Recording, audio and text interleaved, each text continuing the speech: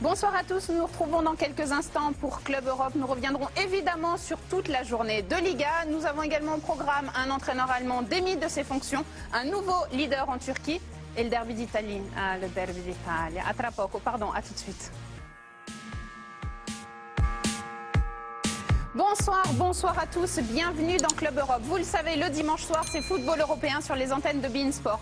Ce soir, ce soir, c'est 81 buts que vous allez voir. Je sais, ça baisse, le total baisse de semaine en semaine. Je pense que c'est proportionnel aux températures extérieures. Les buteurs ont froid, messieurs, dames, il faut se le dire, les buteurs ont froid. On marque moins. Vous voulez avoir une petite idée de ce qui vous attend ce soir? C'est pas mal, hein, je vous le dis. Regardez sommaire. Nous allons donc commencer ce soir par les nouvelles les plus fraîches. Les nouvelles les plus fraîches nous viennent d'Espagne. Elles concernent le leader, le Barça, joué il y a quelques instants sur nos antennes. C'était à Villarreal, pardon. Le sort de ce match se scelle. Justement, l'un des buteurs, le premier buteur de la soirée, était il y a quelques instants au micro de beIN Sport Espagne et on l'écoute. On est rentré avec une autre mentalité sur le terrain. Voilà, c'était Luis Suarez. Luis Suarez qui fait du bien au Barça. La bonne nouvelle pour le Barça, elle vient d'Ousmane Dembélé. Le retour devrait reprendre la compétition début janvier. Si au Barça, on célèbre le retour d'Ousmane Dembélé, du côté du Real Madrid, on célèbre le champion maison, Cristiano Ronaldo. Vous le savez, le Portugais a reçu son 5e ballon d'or. C'était cette semaine à Paris. Et le Real Madrid n'est pas peu fier de son champion et lui rend hommage dans un joli clip. Regardez. 4 enfants, 5 ballons d'or. Félicitations, monsieur Ronaldo. Donc, il s'agissait évidemment pour le Real Madrid de fêter, de célébrer cette reconnaissance planétaire. C'était samedi, c'était dans le cadre de Game of the Week, Real Madrid FC Séville. Plutôt pas mal, regardez. Non, j'ai une question. Vous avez fini vos cadeaux de Noël? Enfin, vous avez tout préparé, vous êtes prêts? Si vous avez l'occasion de venir au Classico avec nous qui va se jouer, c'est plutôt pas mal comme cadeau. Il y a des joueurs qui vont être particulièrement attentifs à ce Classico. Je ne parle pas du tout des joueurs impliqués, hein, ni ceux du Real, ni ceux du Barça, ceux de Valence. Valence, vous le savez, penalty a donné la victoire à Valence. Le capitaine était content, et il nous l'a fait savoir. Bien sûr qu'il était content, le capitaine, de cette victoire de Valence. La victoire de l'Atlético Madrid sans Griezmann, la victoire inattendue de Malaga. Tout cela et bien plus, c'est maintenant avec David Benarous.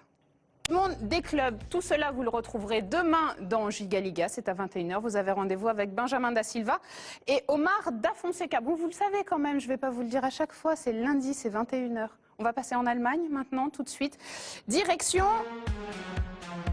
un pays où il neige, voilà, déjà ça c'est sûr, puisque ça a été la grosse information de ce week-end. Ah non, la grosse information de ce week-end, c'est que le Borussia Dortmund a changé d'entraîneur. Peter Bosz, qui était pris la semaine dernière par Cologne. Oui, voilà, on se passe les coachs de club en club en Allemagne. Il a été présenté aujourd'hui lors d'une conférence de presse et regardez, le monsieur a de l'humour.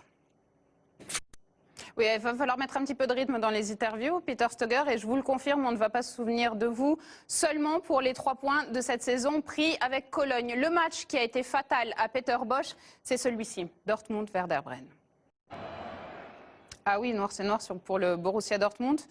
Peut-être que les choses changeront comme elles ont changé au Bayern Munich quand ils ont changé d'entraîneur. Le Bayern Munich qui est librement ravi. Alors évidemment, ils sont ravis. Ils ont battu le Paris Saint-Germain en Ligue des Champions.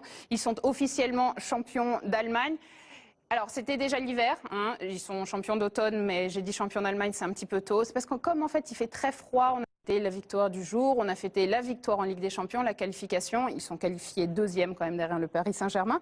Ligue des Champions, justement, si on en parle, on va plus en parler du côté de Leipzig puisque c'est fini. Alexandru Maxim qui égalise pour Mayence. On va regarder tout ce qui s'est passé, tous les... C'était la surprise. C'était la surprise, il a neigé. Alors il n'a pas un peu neigé. Voilà, c'était mignon, il a beaucoup neigé. Les spectateurs ont été extrêmement courageux.